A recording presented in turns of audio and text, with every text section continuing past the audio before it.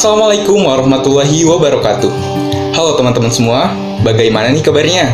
Semoga sehat selalu ya kalian. Sebelumnya, perkenalkan, saya Ilham Ramdhani, mahasiswa semester pertama Prodi Manajemen di Institut Manajemen Wiyata Indonesia. Dalam rangka memenuhi tugas UTS mata kuliah Bahasa Indonesia, pada kesempatan kali ini, saya akan menjelaskan beberapa poin penting, yaitu tentang hakikat bahasa Indonesia, ejaan yang disempurnakan, kata, istilah, dan diksi, kemudian yang terakhir yaitu tentang kalimat. Baiklah, mari kita mulai ke pembahasan yang pertama, yaitu tentang hakikat bahasa Indonesia. Di sini ada poin yang pertama, yaitu tentang sejarah perkembangan bahasa Indonesia. Pada tahun 1928, bahasa Indonesia dikukuhkan kedudukannya sebagai bahasa nasional. Nah, bahasa Indonesia lalu dinyatakan kedudukannya sebagai bahasa negara pada tanggal 18 Agustus 1945. Karena pada saat itu, Undang-Undang Dasar 1945 disahkan sebagai Undang-Undang Dasar Negara Republik Indonesia. Dalam Undang-Undang Dasar 1945, Pasal 36, disebutkan bahwa bahasa negara ialah bahasa Indonesia. Kedudukan bahasa Indonesia. Melalui Sumpah Pemuda pada tanggal 28 Oktober 1928, diikrarkan bahwa bahasa Indonesia telah menjadi bahasa nasional. Kejelasan ikrar tersebut terdapat pada urutan ketiga dalam isinya, yang diungkapkan dalam kalimat, "Kami putra dan putri Indonesia menjunjung bahasa persatuan, bahasa Indonesia." Pernyataan ini berarti bahwa sebagai bahasa nasional, bahasa Indonesia memiliki kedudukan tertinggi di antara semua bahasa yang terdapat atau yang digunakan di wilayah kekuasaan Republik Indonesia. Fungsi bahasa Indonesia. Fungsi bahasa Indonesia sebagai bahasa nasional adalah sebagai lambang kebanggaan nasional, sebagai lambang identitas nasional, alat pemersatu berbagai masyarakat yang berbeda-beda latar belakang, kemudian yang terakhir sebagai alat perhubungan antara budaya dan antar daerah. Lalu ada juga fungsi bahasa Indonesia sebagai bahasa negara, yaitu sebagai bahasa resmi kenegaraan, bahasa pengantar resmi di lembaga-lembaga pendidikan, bahasa resmi di dalam perhubungan, dan bahasa resmi dalam pengembangan kebudayaan dan pemanfaatan ilmu pengetahuan serta teknologi modern. Di poin terakhir ada variasi bahasa. Menurut Aslinda, variasi bahasa adalah bentuk-bentuk bagian atau varian dalam bahasa yang masing-masing memiliki pola yang menyerupai pola umum bahasa induksinya.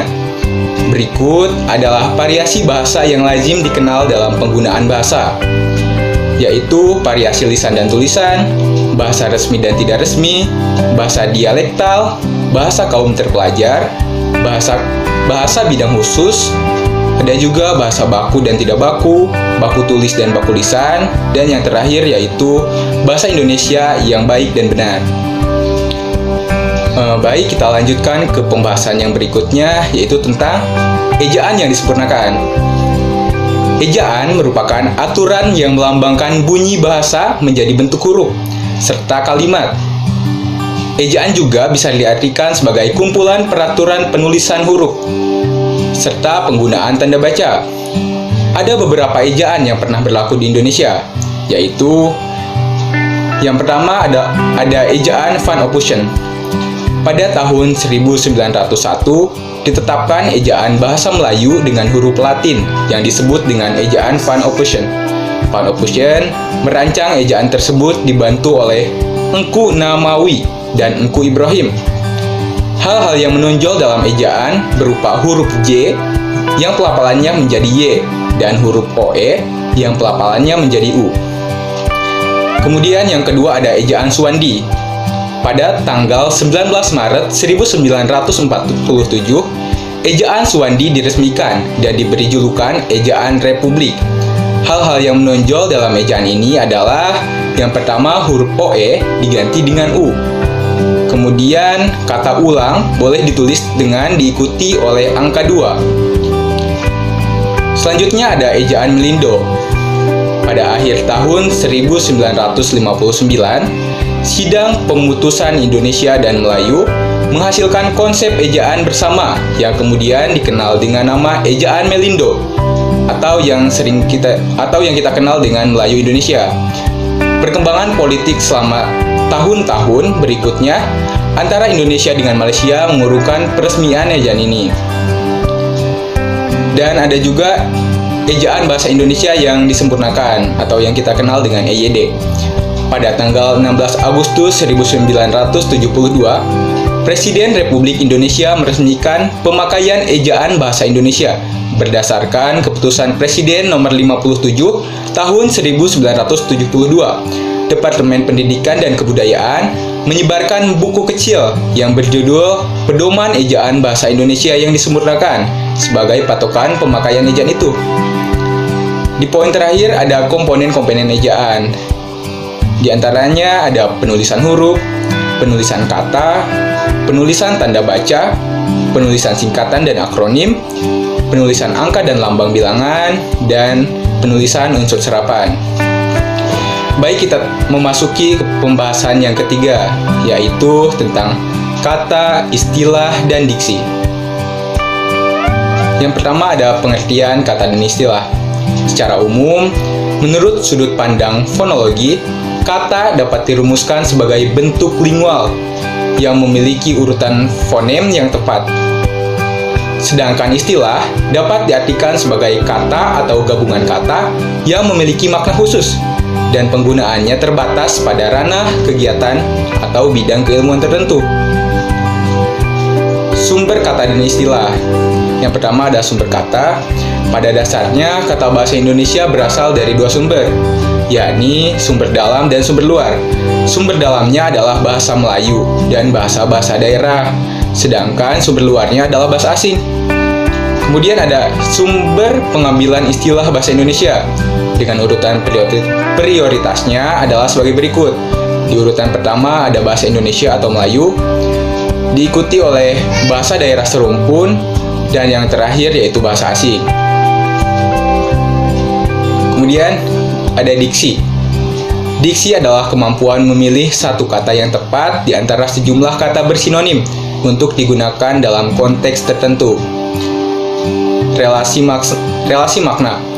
Yang dimaksud dengan relasi makna dalam hubungan ini adalah sifat pertalian makna yang terdapat pada sejumlah kata, di antaranya yaitu kesinoniman, kehormoniman, kehomoniman, kepolisemian, kehiponiman, dan keantoniman.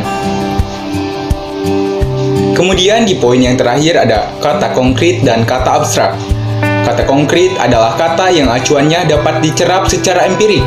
Artinya, panca indera kita dapat merasakan kehadiran acuannya. Contohnya, terdapat pada kata-kata tangisan, harum, sejuk, lapuk, mentega, sepeda, surau, dan guru. Sebaliknya, disebut kata abstrak apabila acuan kata tersebut sulit atau tidak dapat dicerap oleh panca indera. Untuk merasakan kehadirannya, yang berperan adalah pikiran kita. Contoh kata seperti itu diantaranya adalah kerinduan, kemauan, maksud, harapan, ketidakadilan, gagasan, dan kalbu. Baik, kita memasuki ke pembahasan yang terakhir, yaitu mengenai kalimat. Kalimat adalah satuan bahasa berupa kata atau rangkaian kata yang dapat berdiri sendiri dan menyatakan makna yang lengkap. Kalimat adalah satuan bahasa terkecil yang mengungkapkan pikiran yang utuh, baik dengan cara lisan maupun tulisan. Unsur-unsur kalimat ada subjek, predikat, objek, pelengkap, dan keterangan. Jenis-jenis kalimat. Yang pertama ada kalimat tunggal. Kalimat tunggal adalah kalimat yang terdiri atas satu klausa. Kalimat ini hanya mempunyai satu subjek dan satu predikat. Kemudian kalimat majemuk adalah kalimat yang terdiri atas dua klausa atau lebih. Dan ada juga kalimat majemuk kompleks, yaitu kalimat yang terdiri dari beberapa klausa. Ada yang berhubungan secara setara atau koordinatif dan bertingkat atau subordinatif. Dan ada juga kalimat lengkap dan kalimat tidak lengkap. Kalimat lengkap adalah kalimat yang mengandung klausa lengkap, terdiri atas unsur subjek dan predikat, bahkan ada unsur objek, pelengkap, dan keterangan. Jika predikat menghendaki kehadirannya, kalimat ini disebut juga kalimat mayor atau kalimat berklausa. Kalimat tak lengkap adalah kalimat yang terdiri atas klausa tak lengkap, yaitu terdiri dari subjek saja, predikat saja, objek saja, atau keterangan saja. Yang termasuk ke dalam jenis kalimat tak lengkap adalah kalimat elips, kalimat sampingan, kalimat urutan, dan kalimat minor. Di poin selanjutnya ada kalimat efektif. Kalimat efektif adalah kalimat yang secara tepat mewakili gagasan atau pikiran penulis. Kalimat efektif harus menggambarkan gagasan penulis secara tepat, sehingga dapat dipahami secara tepat pula oleh pembacanya. Oleh karena itu, kalimat efektif harus singkat, padat, jelas, lengkap, dan dapat menyampaikan informasi secara tepat. Di poin terakhir ada syarat kalimat efektif, yaitu kalimat efektif harus gramatikal, harus lugas, harus memerhatikan aspek penekanan, dan juga kalimat efektif harus sejajar. Nah, sekian penjelasan dari saya. Semoga dapat bermanfaat bagi kita semua. Akhir kata, wassalamualaikum warahmatullahi wabarakatuh. Terima kasih.